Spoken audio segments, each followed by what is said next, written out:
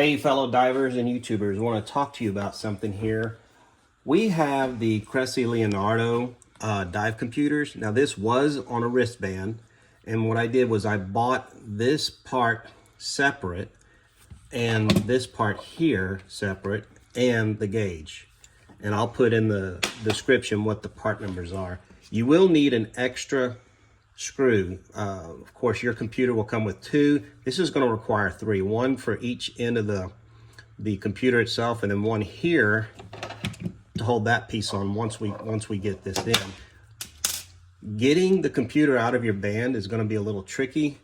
You're going to have to use a screwdriver to pry it out, and then getting it back into this part right here is really tricky as well. So we did two of these, one for me and one for my wife. Mine is all boogered up and tore up from you trying to use a screwdriver to force it in.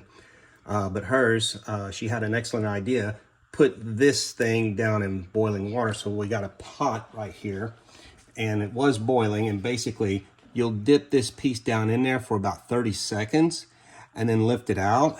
And what you'll do is start at the top, put the top two pieces that the screw goes through, put those in first, and then mash down on it, and it'll snap right in. Of course, the plastic will be hot, but if you're not a wimp, you can handle it.